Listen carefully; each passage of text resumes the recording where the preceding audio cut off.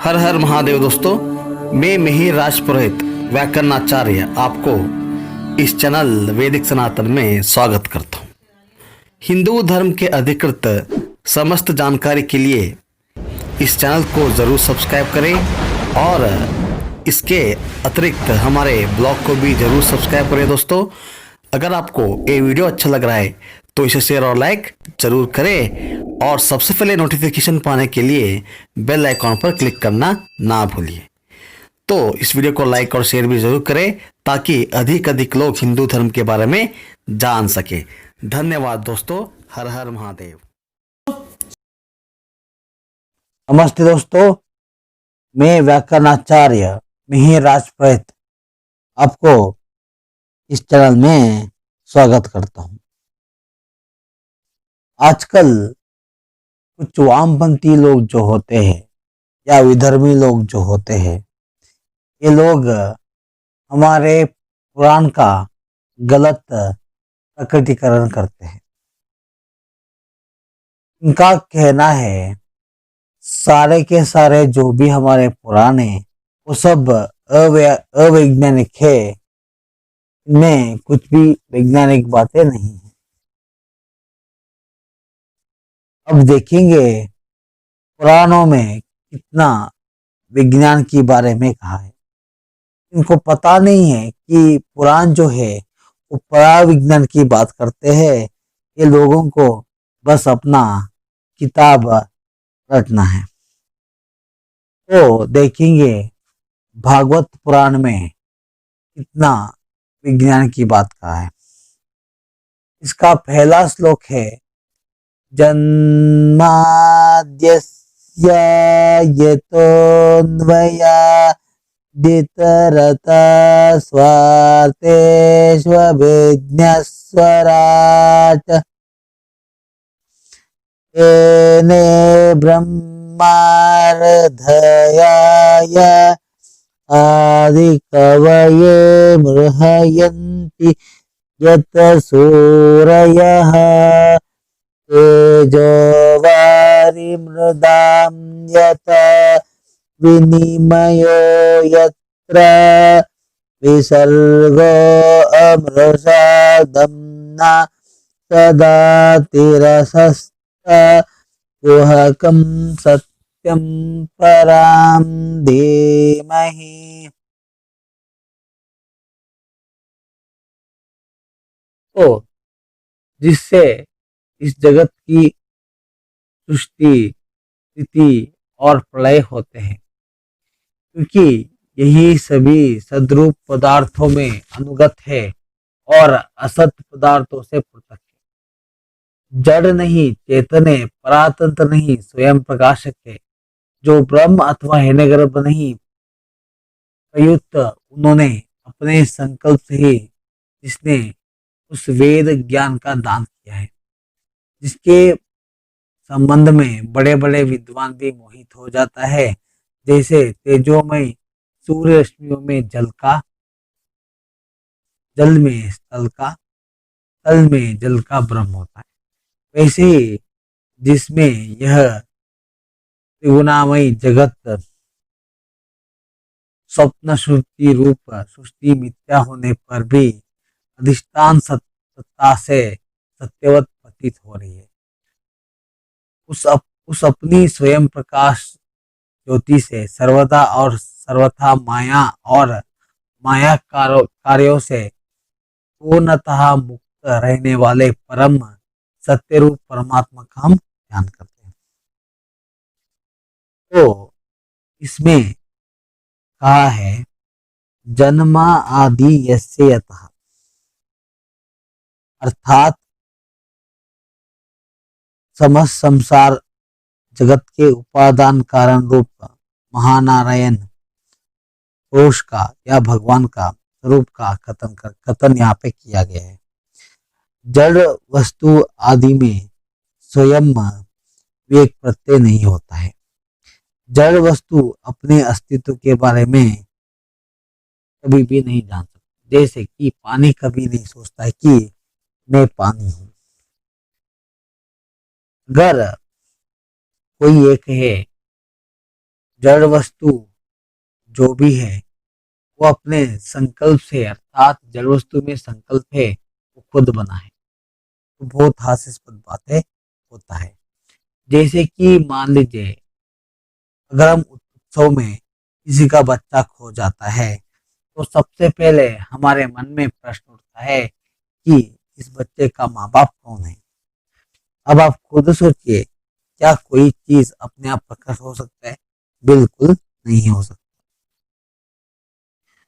तो वेदादि शास्त्रों में अनेक बार एक धातु का यहाँ पे प्रयुक्ति हुआ है।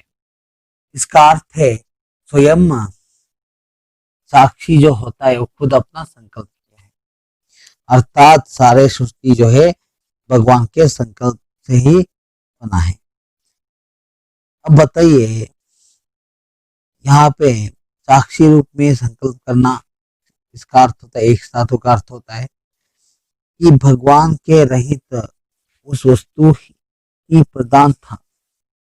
कोई लोग ऐसे कहते हैं कि भगवान से रहित उस वस्तु ही प्रधान था। तो ऐसे लोगों से ये पूछना चाहिए, तो उसमें विवेक प्रत्यय कहाँ से हुआ? कुछ लोग कहते हैं कि ये केवल निमित्त कारण मात्र भगवान है।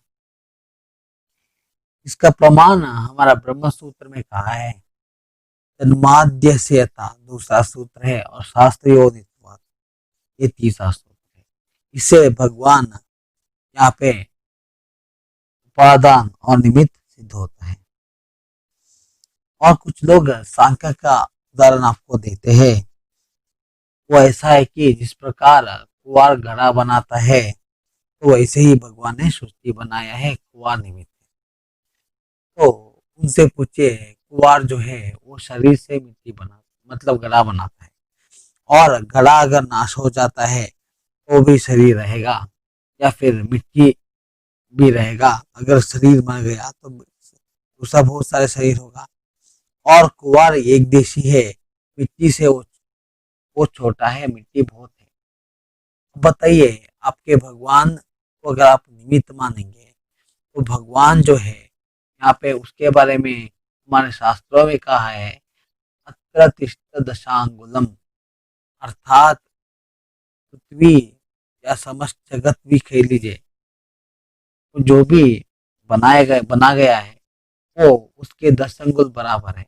बताइए, अगर आपके भगवान निमित्त था तो वो कहाँ था, उसका वजन क्या था, वो कितना बड़ा था? अगर भगवान बहुत बड़ा है तो क्या वो अंदर आ सकता है? बिल्कुल नहीं आ सकता। जिस प्रकार कुंवार मिट्टी के अंदर नहीं आ सकता, उसी प्रकार भगवान भी अंदर नहीं आ सकता। तो यहाँ पे पूरा लॉ कॉन्ट्रैक्ट हो जाता है। क्या वो लॉ ऑफ सिमेट्री पे बैठेगा? नहीं बैठेगा। और भगवान अपने रहित वस्तु की इच्छा क्यों करेगा? ये भी तो बात बन रहा है। तो सांख्या दर्शन से ये उदाहरण अर्थ ये नहीं कुंवार बाहर है अंदर भी है तो निमित्त मात्र है, केवल द्वैत में से है, क्योंकि भगवान को हम सर्वव्यापक मानते हैं। ऐसे कौन सा वस्तु है जिसमें वो ना हो? इस प्रकार हर वो छोटे कण कण स्वयं कंपित होता है। कुछ लोग ये कहते हैं कि भगवान ने कंपन किया, तो बताइए क्या अंदर कंपन नहीं हुआ? बिल्कुल अंदर भी हुआ, बाहर भी हुआ। तो इसका अर्थ है भगवान अंदर भी था, बाहर भी था, तो उसको कंपन करने की जरूरत नहीं पड़ेगा। वो खुद रस है, अर्थात वो खुद कंपन भी है और कंपित भी वही करता है। तो यहाँ पे उसको बाहर बल की जरूरत नहीं पड़ेगा, वही ऊर्जा या एनर्जी सर्वव्यापक है। अगर आप एक कहेंगे भगवान सबका बल या प्राण मान ले तो भी था, उसमें स्वयं वाहन या निमित्त रहेगा। अब उसको बाहर से बल लगाने की जरूरत भी नहीं पड़ेगा, वो निमित्त रहेगा और उपादान भी रहेगा। तो यहाँ पे कुछ वैज्ञानिक लोग जो होते हैं, हमारे लॉ ऑफ थर्मोडायनेमिक्स में कहा है, जब सूर्य अपनी अंतिम सीमा तक पहुंच लेता है वो एक ड्वार्फ प्लैनेट बन जाता है, अर्थात उसमें कुछ भी नहीं बचता है। जब उसके हाइड्रोजन हीलियम खत्म हो जाता है तो सूर्य का आकृति भी छोटे हो जाता है और वो बुझ जाता है। अब बताइए सूर्य को क्या पता चला कि वो परिवर्तन जो हुआ है वो यहाँ पे क्या है, मतलब उसको वे नहीं। अब सूर्य देवता और सूर्य अलग है। सूर्य को यहाँ पे अधिष्ठान सत्ता से सत्यवत प्रतीत हो रही यहाँ पे कहा है। अधिष्ठान मतलब जो सब सूर्यों का नियंत्रण करते हैं उसको हम अधिष्ठान कहते हैं। तो यहाँ पे सूर्य को भी वेग प्रत्यय नहीं है, ये आपको यहाँ पे बता गया है। जब वो अंधत्व को प्रवेश कर लेगा। अब बताइए कि वैज्ञानिक लोग कहते हैं कि बिग बैंग हुआ था या फिर रिंग थ्योरी, तो बताइए उसका साक्षी क्या है। ये लोग सब कुछ प्रत्यक्ष मानते हैं, तो क्या कोई विज्ञानी उसको देख रहा था? बिल्कुल भी नहीं आया था। इसलिए आगे कहा है प्रत्यक्ष प्रत्यक्ष रूप में था, इसे पूर्ण था ज्ञान अवगत, अर्थात सब का चेतन भी वही है और सब हृदय कमल में स्थित है। उसने ही उद्देश्य पूर्वक मूल आलोचक या जिनका माया से बड़े बड़े लोग भी मोहित हो जाते हैं। वैसे ही जिससे ये त्रिगुणामयी जगत स्वप्न सुषुप्ति और हमारे स्वप्न जागृत स्वप्न सुषुप्ति में एक साक्षी है। अगर एक साक्षी को नहीं मानेंगे तो साक्षी कैसे प्रकट होता है? अब बताइए अगर वो साक्षी था तो यहाँ पे अगर वो साक्षी आपको नहीं मानना है तो बताइए स्वप्न आपने देखा वो सच लगा, आपने उसको कैसे बताया कि मैं स्वप्न देखा था, आप सोए पड़े थे। और वैसे ही मुझे आपको कैसे पता चला कि मैं अच्छे नींद में था? तो ये सब यहाँ पे आपको माया जैसा प्रतीत होता है। मतलब माया है, लक्षण है, लेकिन सत्य नहीं है। सत्य में एक साक्षी है। जिस प्रकार आपको लगेगा अगर आप जल में देखेंगे तो आपको लगेगा कि सूर्य जल में आ गया है। अब बताइए क्या वास्तव में सूर्य जल में आता है? बिल्कुल नहीं आता है। क्यों नहीं आता है? अगर आप मान लीजिए उस जल के अंदर आप हाथ लगाएंगे तो आपको लगेगा शीतल स्पर्श। अगर सूर्य आता तो शायद हाथ लगने से हम भी नहीं बचते। और जिस जिस प्रकार अगर आप समुद्र तट पर है, आपके ऊपर अचानक जल आ जाता है, लहरें आ जाता है, तो आपको लगेगा कि आप पानी में चले गए, लेकिन वास्तव वास्तव में वो नहीं है। जब आप रेगिस्तान में हैं तो आपको लगेगा दूर तक पानी है, लेकिन या पानी का स्रोत है, लेकिन वहां नहीं होता है। उसको ही माया कहते हैं। तो माया का अर्थ है शाश्वत शून्यस्य वा सत असत विलक्षण इति माया। ये सभी विलक्षण है क्योंकि ये सत्य नहीं है, मिथ्या। ये बात बृहदारण्यक ने कहा है। ये सत्य जैसा प्रतीत होता है, ये दोनों तरफ सत्य से परिग्रहित है, इसलिए इसको आपको तत्काल सत्य मानना पड़ेगा, लेकिन परमकालिक सत्य नहीं है। तो ऐसे पूर्ण प्रकाश रूपी भगवान का ज्ञान करते हुए हम इस कक्षा का समाप्त करते हैं। अब प्रकाशमान क्यों है ये मतलब ये समझ लीजिए। यहाँ पे आपको एक और बात ध्यान में रखना होगा, क्योंकि हमारे श्वेताश्व उपनिषद में कहा है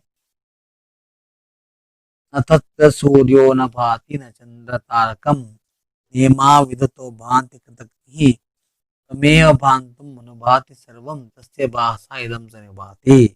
उसके प्रकाश से सर्वत्र व्यापक है। अब आप खुद सोचिए।